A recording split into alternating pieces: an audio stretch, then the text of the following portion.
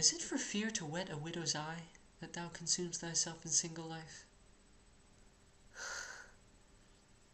Oh, if thou, issueless, shalt hap to die, the world will wail thee like a makeless wife. The world will be thy widow, and still weep that thou no form of thee hast left behind. When every private window well may keep by children's eyes her husband's shape in mind. Look, what an unthrift in the world doth spend shifts but his place, for still the world enjoys it.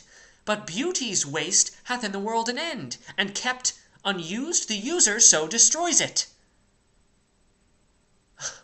No love for others in that bosom sits, that on himself such murderous shame commits.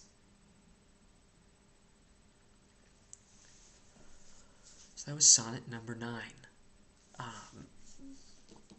That may be my favorite start to a sonnet.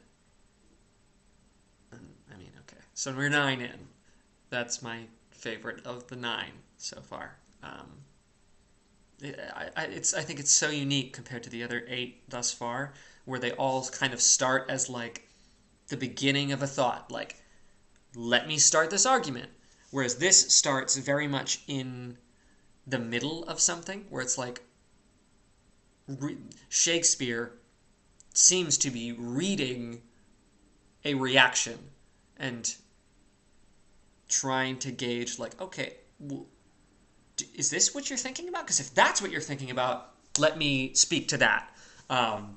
Which made for a very interesting, like, place to start energy in terms of delivering a sonnet. Like, the motivation was different than any of the other sonnets thus far, so that was really kind of cool.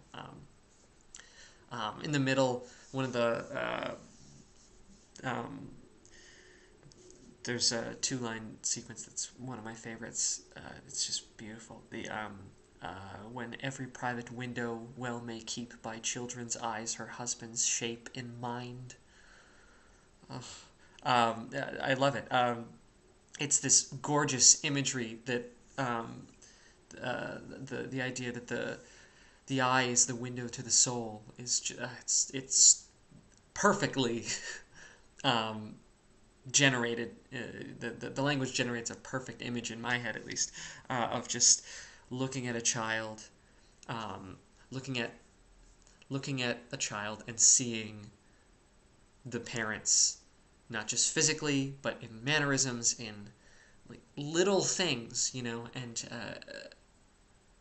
it's just beautiful.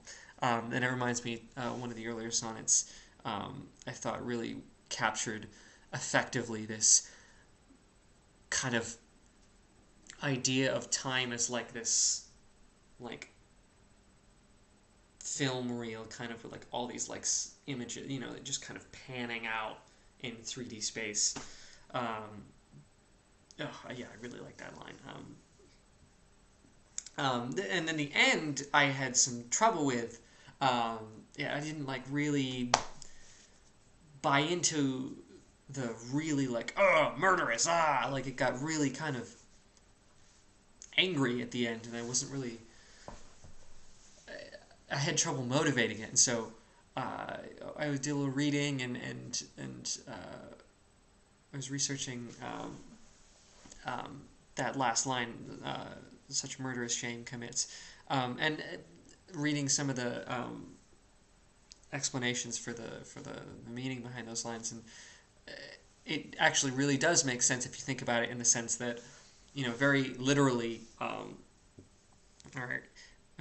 the fair youth is making a choice to not have kids. And by making that choice, he is killing any kids he would have had. Like, that future is dead if he makes that choice. And that future is people. That future is, his legacy, his like a living human legacy, is being killed. And this kind of really interesting idea of, whenever we make a choice, we kill millions of other choices at that moment in time. And once I started thinking about it that way, it made a lot more sense And so I ended up coming around to it. I actually really kind of like the way that line ends. Um, so yeah, that was Sonnet 9. That was a really fun one. Sonnet 10 next week. That's crazy. That's really cool. Yeah, I have nothing else to say. Thank you for watching.